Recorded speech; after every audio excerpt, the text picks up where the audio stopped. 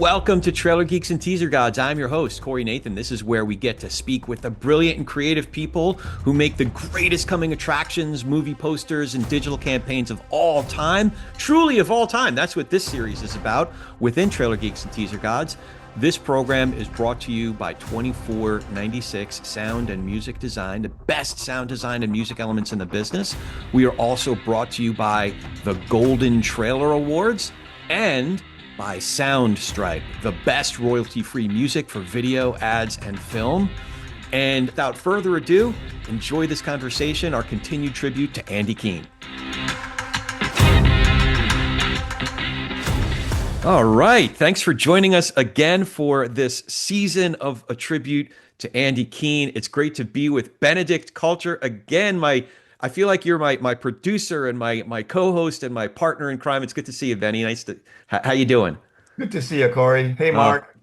Hey, Benedict. this is great. And the teaser is, it's already been hinted at. We are with Mark Trugman, who started his career at Kaleidoscope Films and then went on to run Aspect Ratio as president and CEO for many years. And he is still actively writing and consulting in the industry. He's helping out with the Alliance and is still active enough to be thoroughly annoyed whenever I reach out to him. But I'm just kidding. How you doing, Mark? It's good to see you.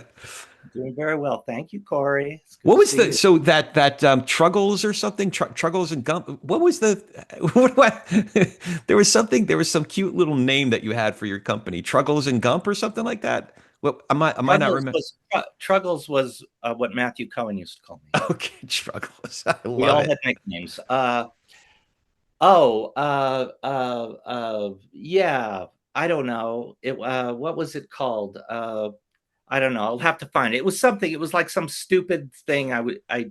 When It I was was it was like free. if you were working a Renaissance fair and you had a booth, that's what it would be called. Something like Yeah, I had a dream one night, and it seemed like it felt like it was something from a Dickens novel, that's which it. was like where people were in a counting house. So it had one of those kind of names. Right. I don't know. Right. I thought it was, look, I don't know. At the time I thought I would try to have a sense of humor, and I figured I've moved away from that idea. Okay, fair enough. All right. Having it's not my thing. So yes. So take us from actually, okay, now that I'm remembering this, you both have something in common where you were both rock stars in your time before you got into the trailer industry. Tell us about how you Uh, first got into trailers, and in particular, the first time that you met Andy Kuehn. okay. So I sort of quite by accident. You know what, Benedict, I was thinking about this. I sort of happened onto Kaleidoscope. I was vaguely aware that there was something called the trailers. You know, I think I, like everyone else, probably saw the Star Wars teaser or something in a theater, and I thought, oh, that's interesting. But I didn't really know about trailers. And I had started working in 1980. I had previously been working at a publishing company. I had started working for a guy named Harry Marks, who had a boutique that was doing on-air television promotion and graphics, on-air graphics. This is before the very, very, very infancy of sort of computer animation. It was all camera graphics and things. Long story short, I had worked there. I was the general manager of that company, and basically, I just tried to do a lot of uh, budgeting, proposals, organizational stuff, business stuff.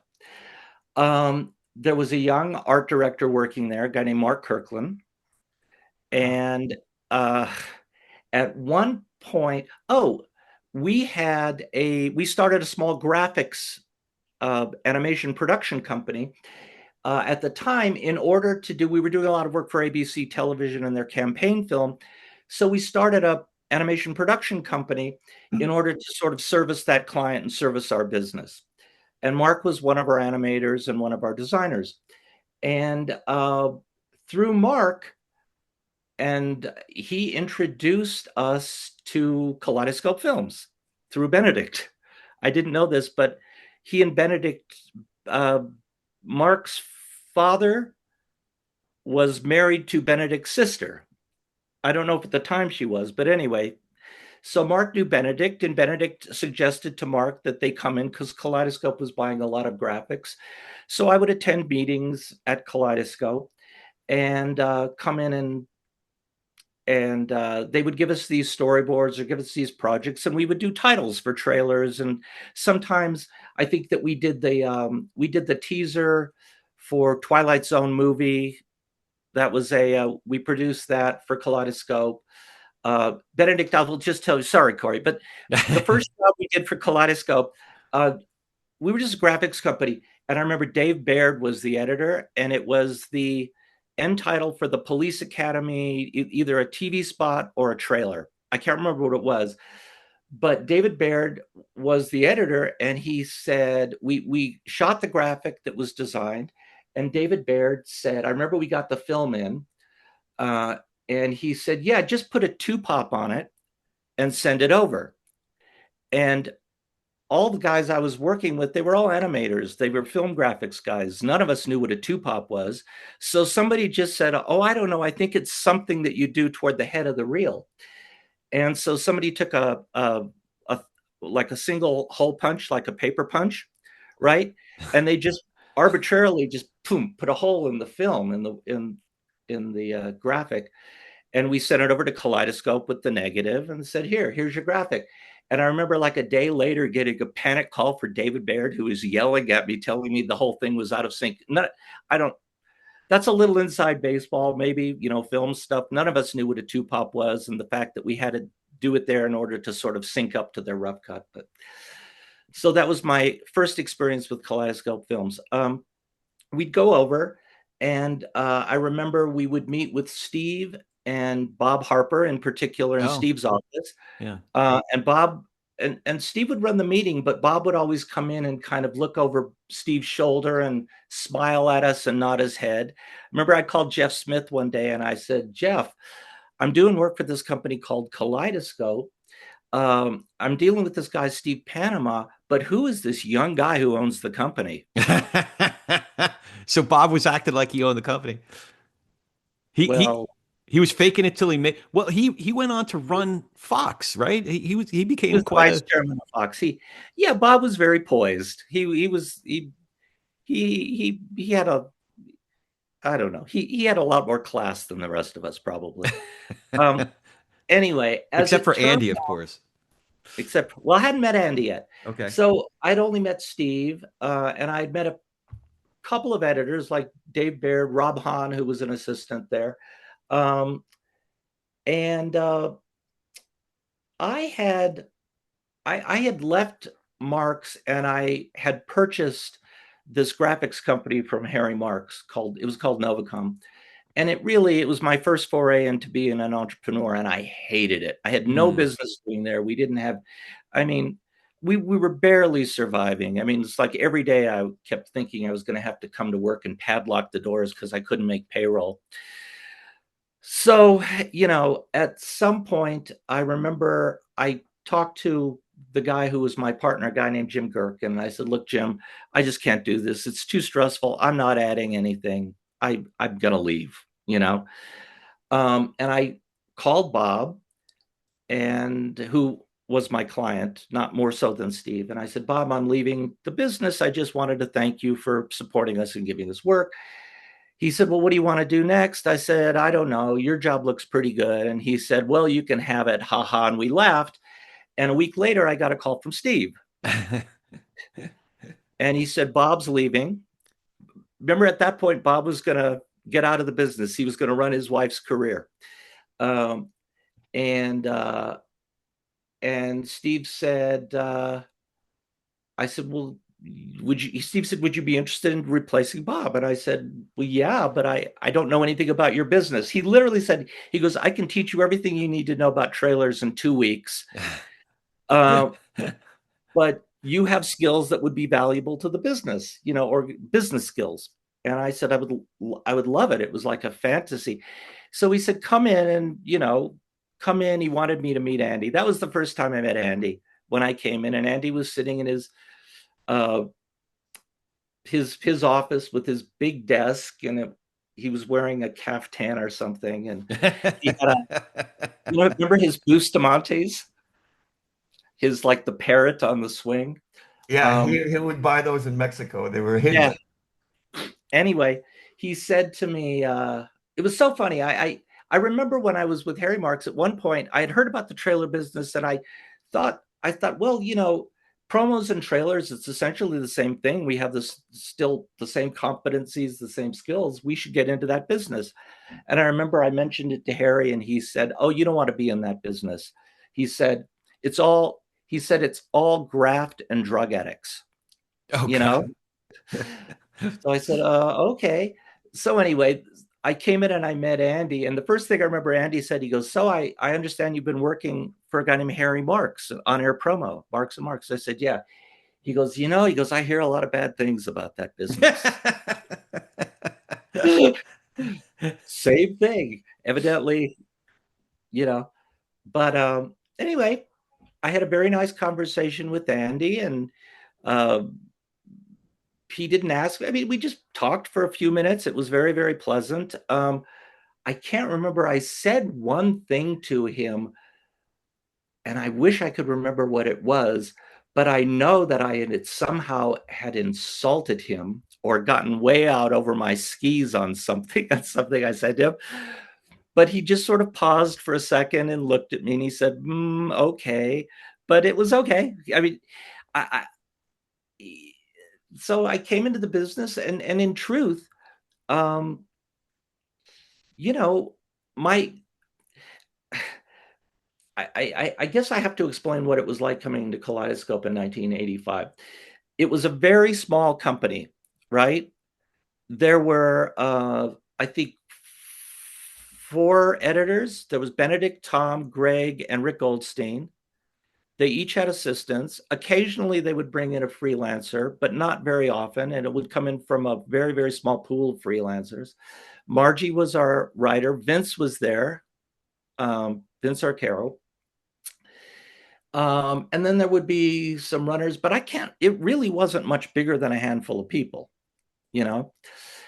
And there was still, though, at about 5 o'clock every day, Steve would go to Andy's office. Andy would open a bottle of wine, uh, and they would each have a glass of wine. And depending on who you were in the business, there was a hierarchy, even among that small group of people. And I wasn't part of that hierarchy. Oh, Camp was there, right? Camp was Mike still there. Camp, yeah.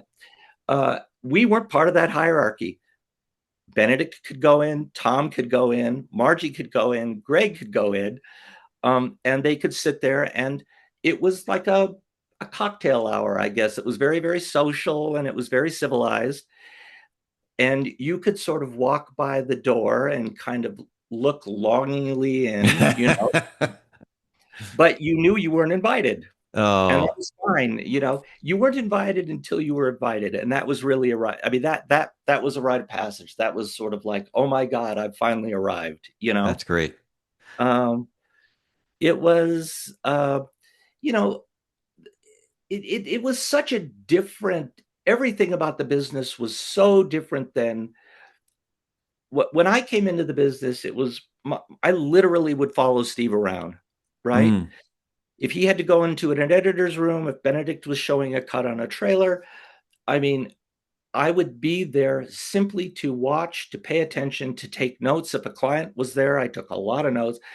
Um, but I wasn't there to have an opinion or offer a point of view. Anyway, we're talking about Andy. Yeah. Trailer Geeks and Teaser Gods is brought to you by 2496 Sound and Music. 2496 Sound and Music has been publishing music and sound design in Hollywood for over 2 decades. While most traditional libraries started with music first, 2496 started from the ground up, creating killer sound design elements for trailers and film campaigns. Then they started building a music catalog which matches the sound design catalog perfectly, creating a powerful blend of sound, music, and emotion.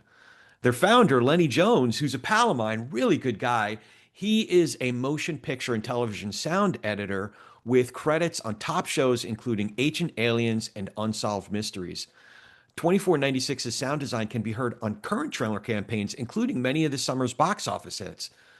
2496's composers and sound designers hail from all over the globe, giving their clients not just 24/7 service, but an international style that will appeal to a global audience. They excel at rapid customizations and creative revisions, minimizing delays in your creative process.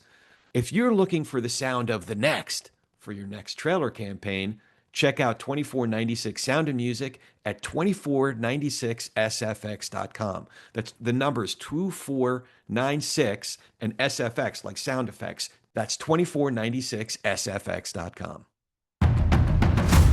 Trailer Geeks and Teaser Gods is brought to you by the Golden Trailer Awards. For folks who are just starting to get plugged in, the GTAs is an unconventional ceremony that honors excellence in feature film trailers, teasers, and movie marketing. Or as some folks like to think of it, it's the award ceremony for the short attention span. We all just celebrated the 25th Golden Trailer Awards. So would that be the Silver Golden Trailer Awards? Either way, it was a terrific show. Monica and Evie do such a wonderful job putting it together. Tons of fun, so much awesome work across the board. And mostly, it was just great to be together as a community. So keep an eye out for a number of exciting developments over the next year. Just make sure to stay plugged in at goldentrailer.com for a ton of exciting developments. That's goldentrailer.com.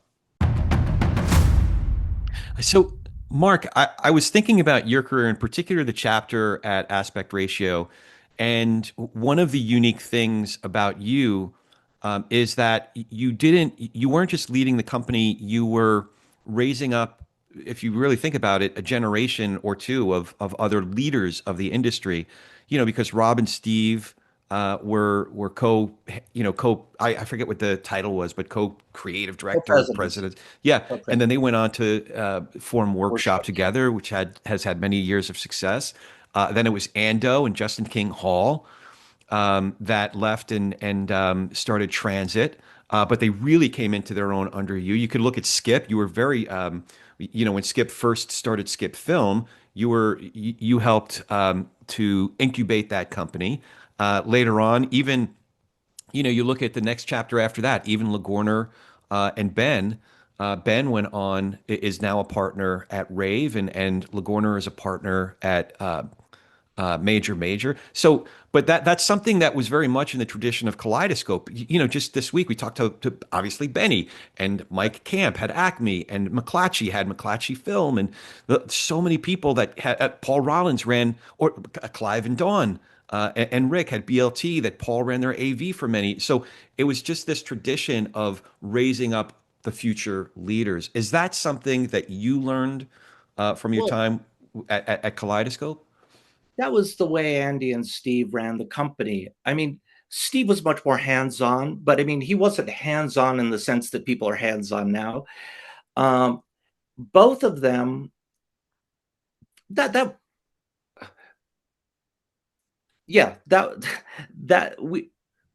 what we learned. All of us, I think, we were all encouraged. I think look.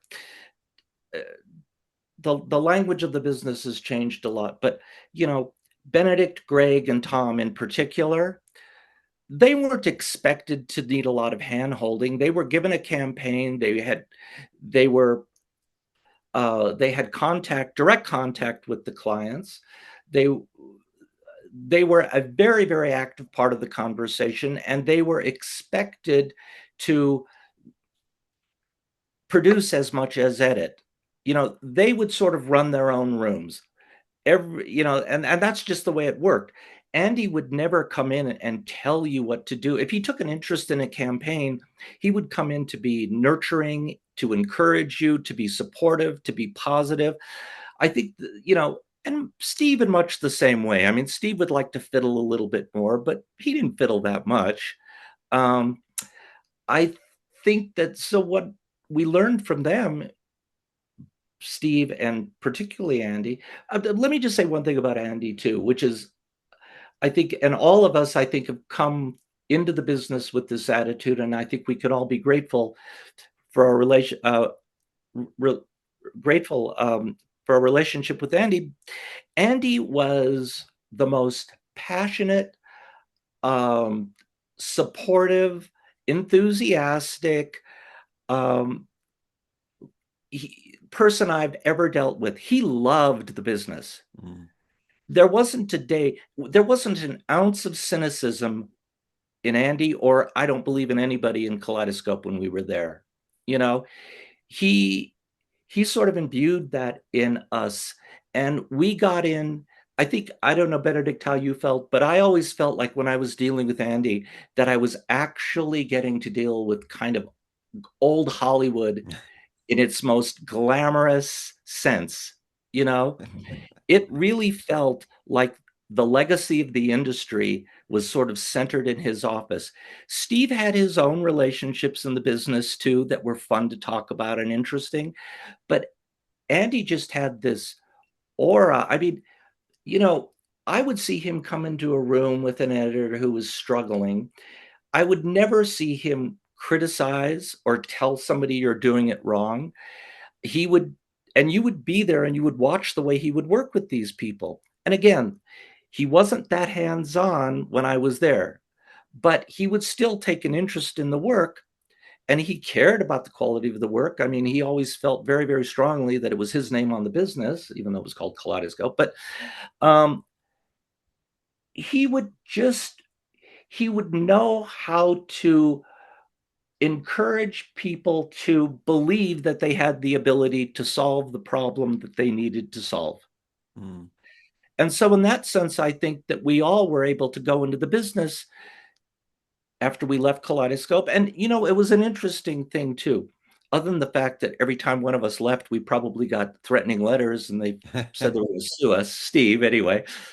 But um, we were actually encouraged to sort of think about the next part of our careers, the next part of our lives. I mean, we weren't actively encouraged, but no one ever said, you know, we're going to tie you up, you're going to work here forever. You know, if there was a studio job, you know, that they thought one of us might be good for, we would be encouraged to pursue that.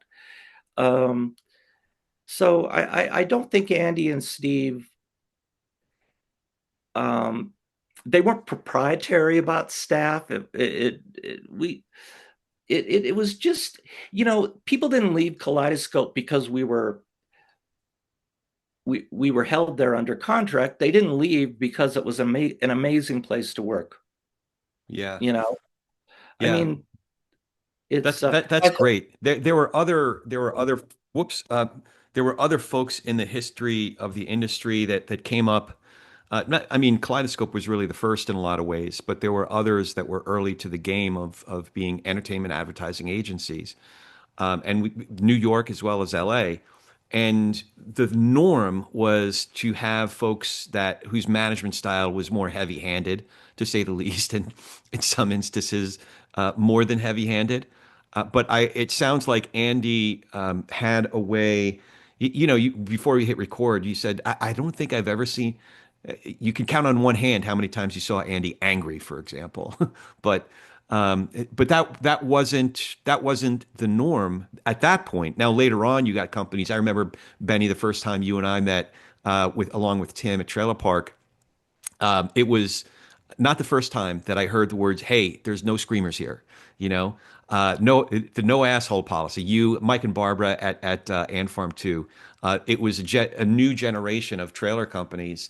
And as if no screamers and no assholes was something unique, right? But it does sound like Andy had a more encouraging, nurturing leadership style. Is that fair to say?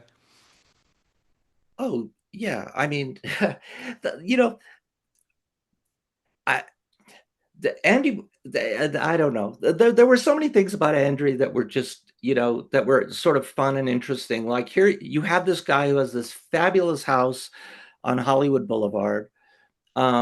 He drove this Wait, okay, so sorry to pause you, but this is the second time I've heard about the house. It's a Where on Moroccan. Hollywood Boulevard? Where was this house? Okay, it's a Moroccan villa Uh-huh. right, on Hollywood Boulevard, just before Laurel Canyon. As right. as the Oh, road turns, yeah. you can see there's like five big palm trees. I think somebody else bought it, but I don't think Right. they changed the front. But it was a typical Moroccan villa in which he had these iconic Christmas parties that everybody went to. Is it on the north or the south side of Hollywood? It was north. On the On the north. But north. Okay, I'm gonna look for it because I pass by that you know intersection what? all You the won't time. see it. You won't see it now. I We just went want by to the other mark day. the I want to mark the spot. I just okay. You The would go trailer stars tour. it everything about that. It's so funny. And you'd go there, and he had all this like fabulous Art Deco stuff. Mm.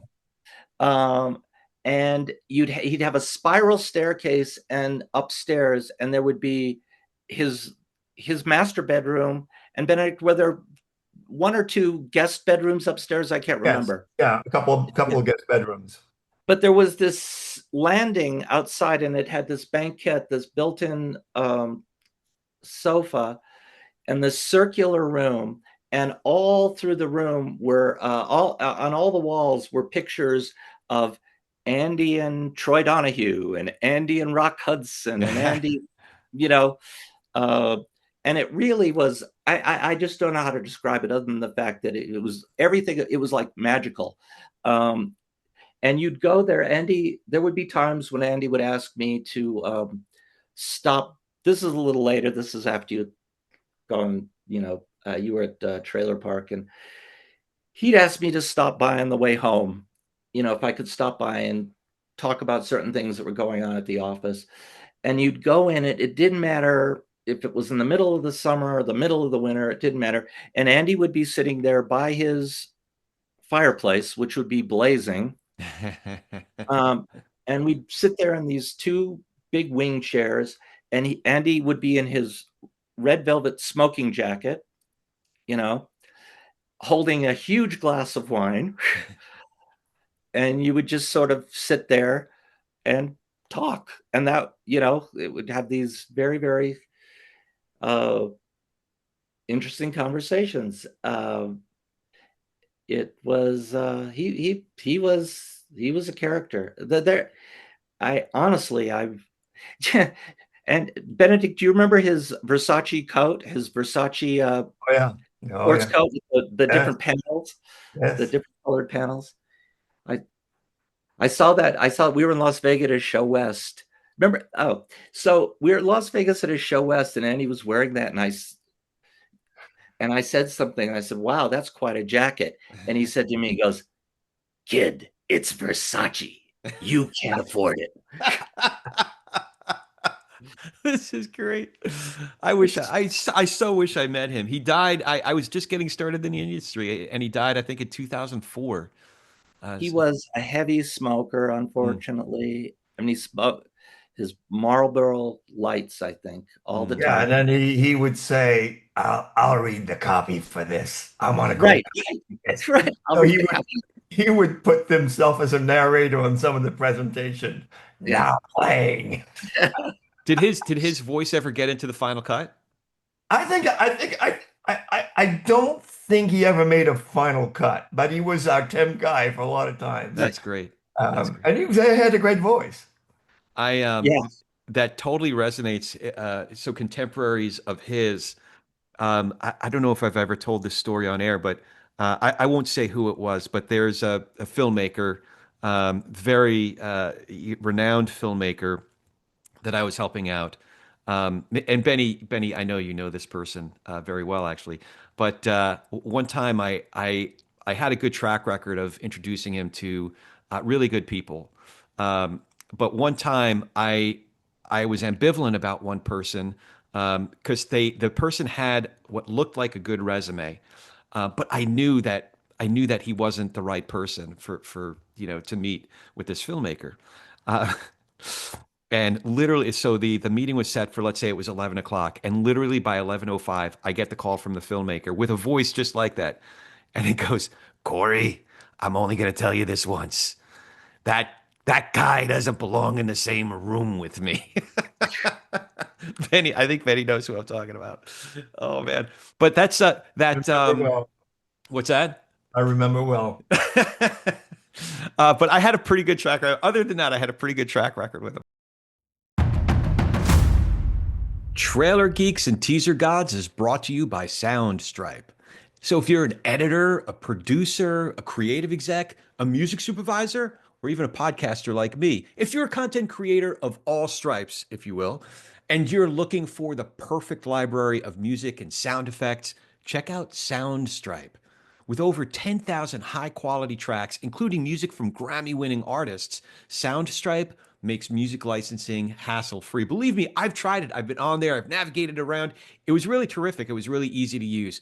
So, with a simple subscription, you get unlimited access to a vast catalog, downloadable stems for creative flexibility, and AI song editing to customize tracks effortlessly. Plus, their seamless integration with Premiere, which is what most of my editor friends are on, it means a smoother editing experience. If you're ready to level up your production game with properly licensed, high quality music and sound effects, head over to soundstripe.com/trailergeeks and save 10% with code trailergeeks. That's soundstripe.com/trailergeeks and code trailergeeks. Mark, one of the most touching moments at any of the award shows, when it was still the Key Arts and now the Clios and the Golden Trailers, was the year. I guess it must have been a few months after Andy passed away. Right. At the Key Arts, you gave such a nice tribute. Do you remember? Do you remember what? I don't know. You probably don't remember the speech, but do you remember what memories or what feelings were striking you that you shared that motivated and inspired what you shared with us there? Well, true story. I wasn't supposed to do that. Oh, Nancy was, oh, um, and she called me the day of, and she said, she said, I'm supposed to do this tribute. They're going to do a film. They're doing a tribute at the Key Arts for Andy tonight, and she said, I can't. I just, for whatever reason, it's too emotional. I just can't do it. She said, would you please go there and do this for me? So, and I said, sure. I remember I called Gibbons, Benedict, and I told, because I didn't want to do it. I didn't feel comfortable. I didn't want to stand in front of people and do that. And Gibbons said, I said, oh man, I feel really anxious about this. I don't want to do it. And Gibbons said to me, he said, Mark, it's not about you. You know, yeah. that Jim was good at giving me advice. So, are you talking to Jim, by the way, in your? It's a really good idea, actually, because Yeah. we do want to have a client's perspective, but understandably, without naming names, some folks are hesitant to sound like they're taking credit for, It's or take any of the I'm not. spotlight. Andy brought Jim in the business. I Mm. mean, they went to Woodstock together. Oh, The um anyway, so I did it. Nancy sent over the whatever was written, the tribute, and I think Tim mostly wrote it. Yeah. oh, Yeah. Yeah.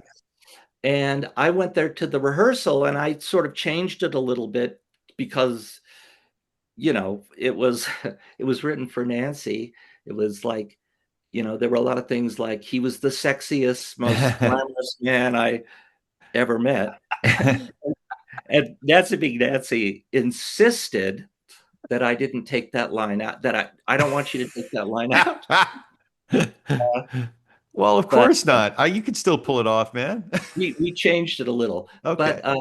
that I went there and I think, I sat with Tim for a few minutes and we wrote it. We also rewrote it a little bit. But I think that what Tim had written really sort of honestly captured all our feelings about Andy and our relationship with Andy and what it was like to know him and what it was like to come into the business under his tutelage and to be around him on a daily basis and to always see the business. I always, to see the business through his eyes. And I think that, I remember I thought it was important, and it was in the text to continue to try to convey that. I mean, he was, again, I want to go back to this.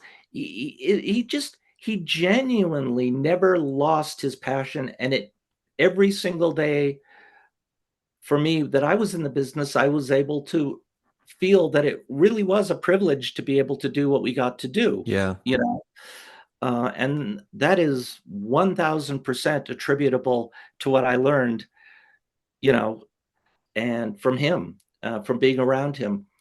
Uh, yeah, that was that. You know, I have to say, I've thought about this a lot over the years. It is too bad, I think, that a lot of the people in the business today really don't know. I mean, who's Benedict's still active? He's like the last man standing, I think, of us. But you know, it's Andy was, generation one. I think Benedict was generation 1.5. I came in probably generation 2.0, and I don't know where we are now, but you know, um, It's the equivalent of Final Cut going Final Cut X and then just so now it's Premiere. It's something completely different. I, yeah, I don't know, but it's yeah. Well, I should know this, but since Tim wrote that copy, I thought that Tim came up at Aspect. Had he ever had a stint at Kaleidoscope, either before or somewhere in the middle that I'm not? But he knew Andy through mutual friends and so that's I remarkable actually that he don't was know able to how write that well he copy. knew them. Hmm? I actually don't know how well Tim knew Andy, but I think that uh yeah, Andy's social circle, and Andy didn't, outside of work, he didn't really sort of hobnob with us mortals. Uh, so, but the I just think that I think he had just talked a lot with Nancy, and that Okay. All right. So they she'd were given able him to. all the information. So did you stay in touch with him during your time at Aspect? Well, you know, uh, uh, unfortunately, um, I had left when I left Kaleidoscope. It was a pretty traumatic couple of weeks, um, and no, I mean, I ran into him a couple of times. Mm, You know, we our relationship was never affected by what happened. My relationship with Steve was affected, but not with Andy. okay. Uh, and you know, uh, but I did run into him a couple times, and whenever I saw him, it was always great. I mean, he was always really gracious and warm, and really complimentary, and said very, very nice things to me. And I don't want to say that he was apologetic about what had transpired, because there was no reason for him to be apologetic, Yeah. but he had conveyed to me once, which was very meaningful to me, that he wished that I hadn't left. Oh, that's Uh, nice. but then, I have to say, in fairness, things happen for a reason. Um, and Kaleidoscope really, when I left, really went through a renaissance period. I mean, they did, a lot of guys, Skip, Paul in particular, they just they did phenomenal work on gigantic campaigns. I mean, so Yeah. you know, who knows what? I mean, I was comfortable there. I loved it there. I thought I would be there for my entire career. Yeah. Uh, but I will tell, when you mentioned McClatchy Films, that actually started as McClatchy Trugman. That Yeah. was my that Greg, was the second time I tried to be an entrepreneur and found out I hated it. So, and that had nothing to do with Greg. Greg I was hate it too, wonderful. but I can't. I seem to keep Yeah. on doing it. But Starting a new company. You too, Benny. You're like a serial entrepreneur. well, Um, he likes it. Me, you know, certain people like working for people, and certain people like working for themselves. It's yeah. just, But So he died at a relatively young age. He was still in his 60s. yeah, And it's funny. I look at some other folks who've, you know, gotten out of the business and then subsequently became friends. Like Albert Latuca and Bob Israel became good friends after their time in the trailer business, and then they ended up collaborating, with all the folks at Picturehead. I wonder if these last 20 plus years, if it, I can only imagine that you'd have been hanging out with Andy on a regular basis, or a somewhat regular basis. So I frame it that way to ask, what what do you miss most about him? I look. What do I mean? What do I miss most about him? I mean, everything. I just sort of miss his presence. I miss the fact that he is not still with us in the business. I don't think, honestly, for whatever happened with Kaleidoscope, and Andy had to eventually sort of take the company back and run it, which was something that I don't think that he ever really wanted to do. I think that he was ready to, sort of move on. He had his Mm, other interests, and I think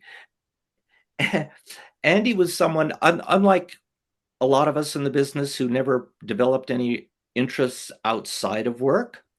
Andy was very, very comfortable.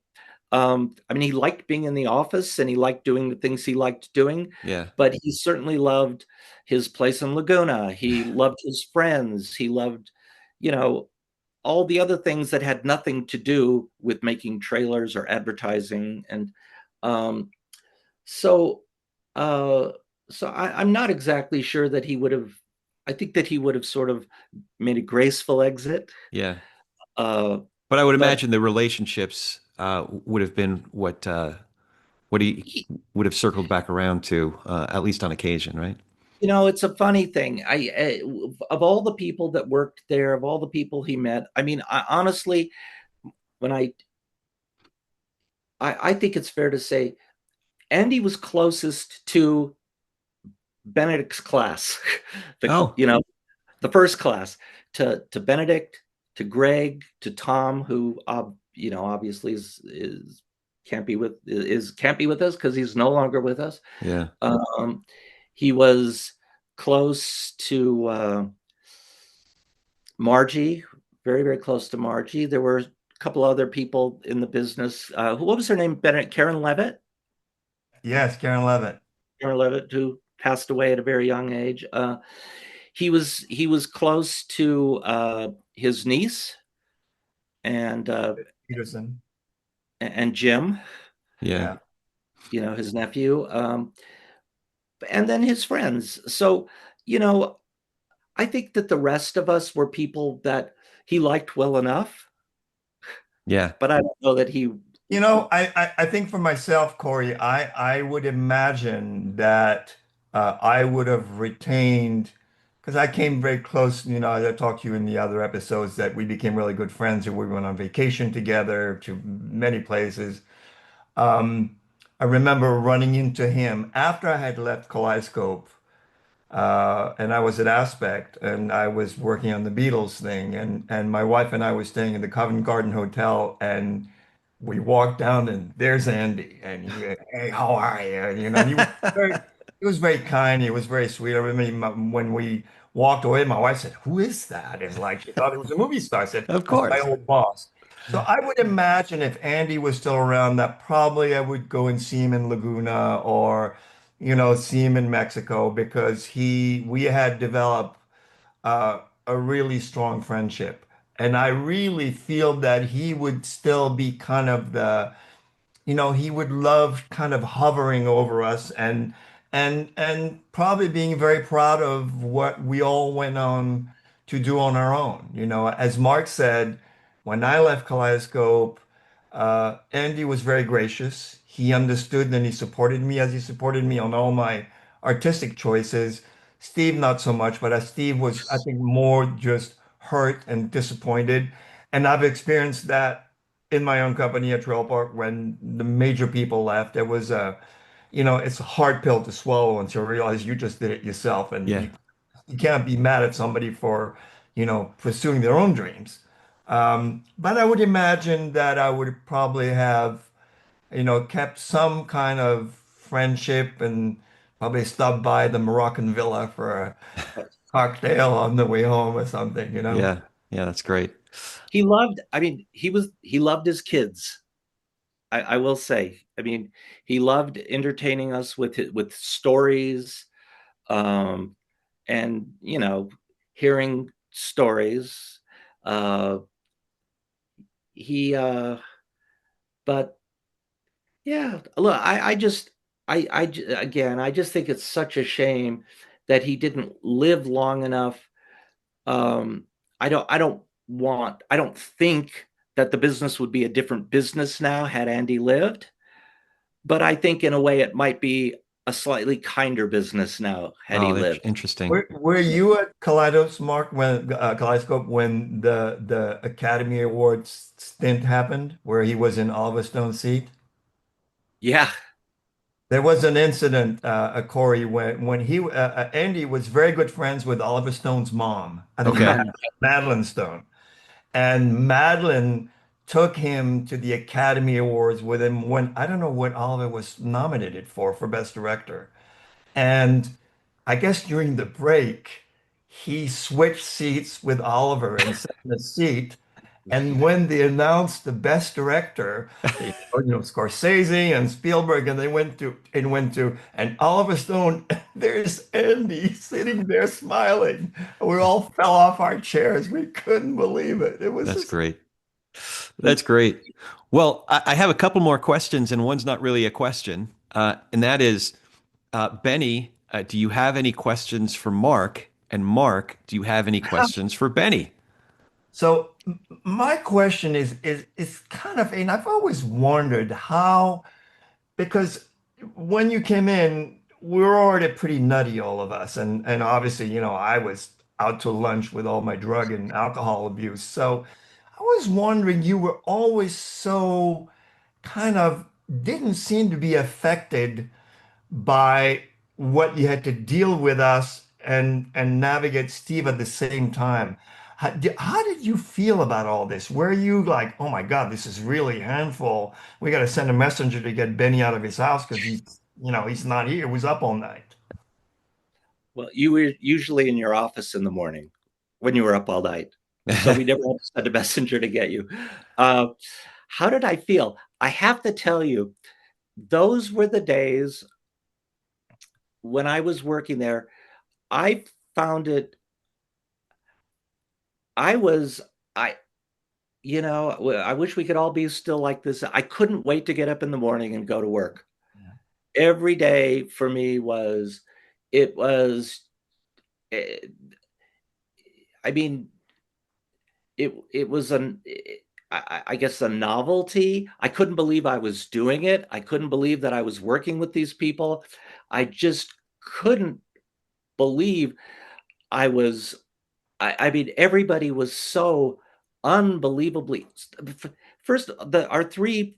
There was Rick Goldstein, who, as you know, passed away recently, um, but Benedict, Tom, and Greg, when you think about it, it's just they all were so distinctly different in terms of what they did, and they were all, I thought, and I still believe this, the best at what they did. Mm, You know, there wasn't there wasn't a better group working anywhere. Now, I had no reason to believe that because I didn't know about anything else, but looking back on the company, I firmly believe that that's the truth. It's um, it you know it, we don't I mean it was just for me every single day like watching magic get made. And also I can't, walking into those rooms, each one representing a distinct personality, seeing the way that they would interact, work with their assistants,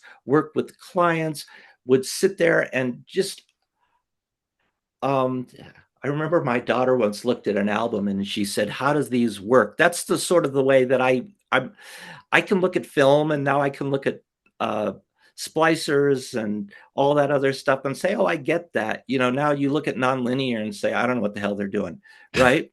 But which is really, I never caught up. Benedict, did we have the first Avid at Kaleidoscope? Yeah. Yes, yes. Yeah. You and I remember you and Ogden came in to work on a campaign, and you and Scott had to trade it, right? Yeah. Well, Steve was trying to push me to go to Avid, and Right. I was like, yeah, I can't wait because I hated working on tape. Oh, right. We had converted to those case systems or something.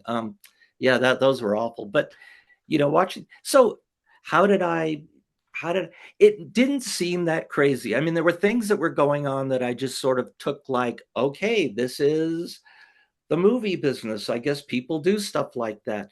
But it wasn't,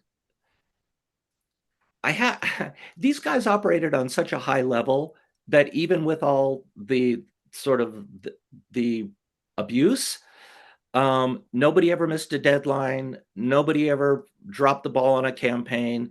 Nobody ever failed to solve a problem.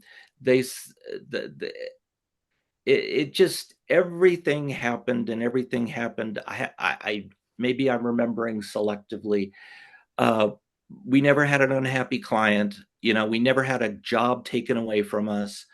And we were working in that era, on the every single tentpole release, every important movie, they all came through. Unbelievable. When I look back at it, and because I've looked at like, what trailers I worked on what year, and I'm looking at, wow, I cut like 9, 10, 12 trailers that year, Wow.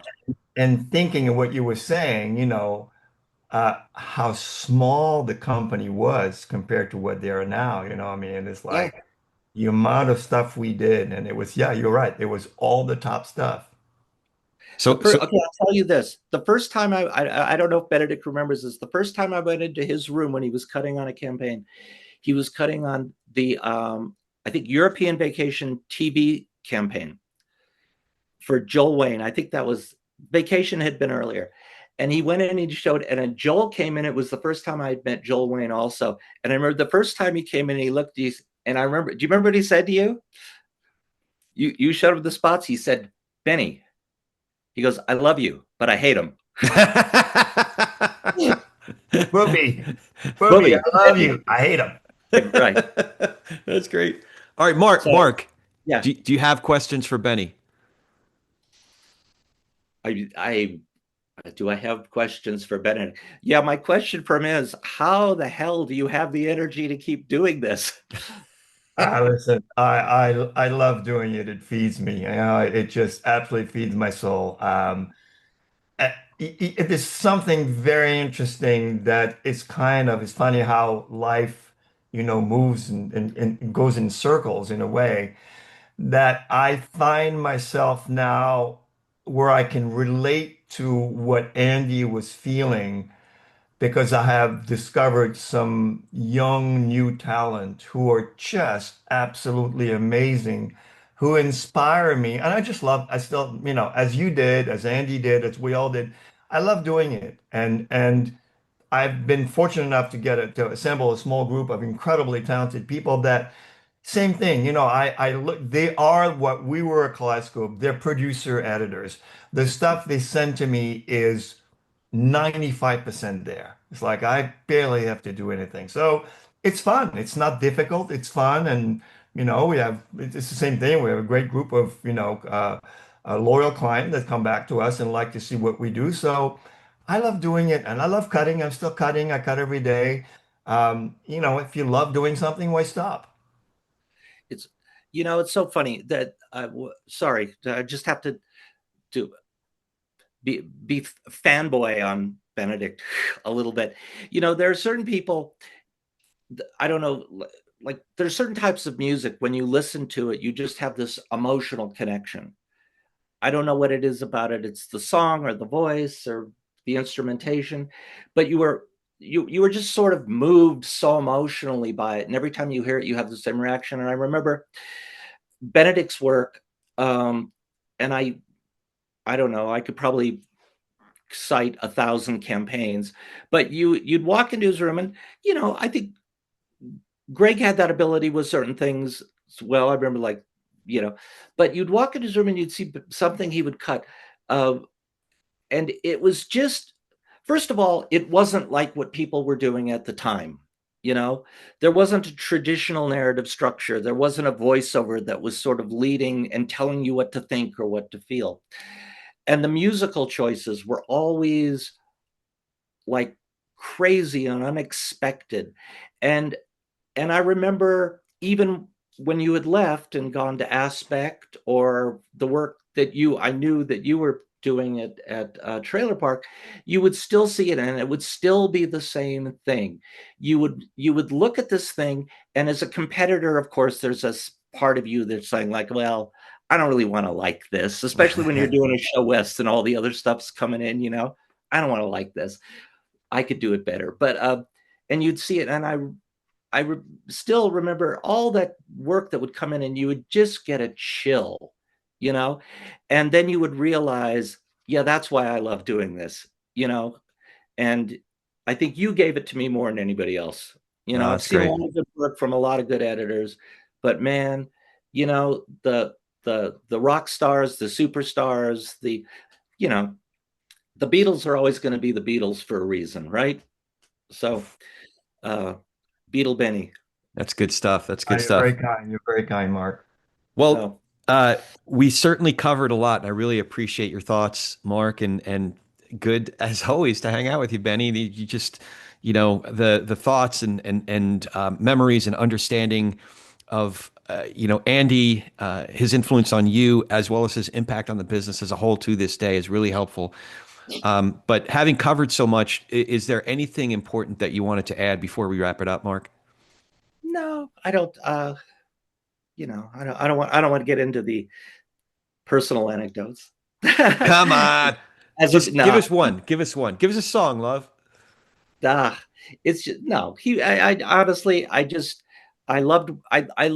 It's just the kind of funny thing. I loved the fact that he was there. You'd come to work and it would be like he'd be in his room and he'd be in the early days, he'd smoke in his office, but he'd be, eating his McDonald's and doing his crossword puzzle. And, it was just like that was just sort of, it was foundational, it would keep you connected to the reality of your work. That's great. It was, and you'd walk by and he'd kind of look and he'd, you working on anything interesting? Or if he'd read something in the trades, he'd say, this is a fabulous movie. We got to get it. That's great. Well, thanks so much. Tell me, he'd say, tell Steven, we've got to get this. Thanks so much for doing this, Mark. It's always great talking to you. Let's visit in person really soon here, okay? Yeah, come up to Idaho. Oh, you're in Idaho. I forgot about that. I might just do that. Because I always want to drive through Basque country in northern, Nevada and get to you. Why do that trip. Would you want to do that? But anyway. No, seriously though, this was great, man. I really appreciate you doing it. Oh my God, it's my pleasure. Well, good. Talk to everybody else. I'm sure everybody else will have great stories. And we will. And you'll be talking to Vince. Did you get to Vince? We are. Yeah, Vince is coming in next Wednesday. So yeah, and good to see you, Benny. I'll see you maybe I don't know, this afternoon or so. It feels like I'm seeing you all the time, but it's great, man. Thanks again. Good to see you, Mark. Bye, guys. Good seeing you. Thank you so much for listening. As always, please rate us and review us wherever you get your podcasts. It really does help us in the rankings so more folks can learn about these great stories, how the modern trailer industry started, and some of the stories behind some of the greatest trailers of all time. It really does. It's really wonderful to hear some folks and how so many folks have engaged in the conversation and learned about our industry and learned about some of these great campaigns. Follow us on all the socials. I'm really easy to find. I'm at Corey S. Nathan, at Corey, S as in Sam, Nathan. That's at Corey S. Nathan. And check out our awesome sponsors, 2496 Sound and Music Design, the Golden Trailer Awards, and Soundstripe. Really grateful to all those folks for helping us keep the lights on. Thank you for joining us. Now go do some inspired work.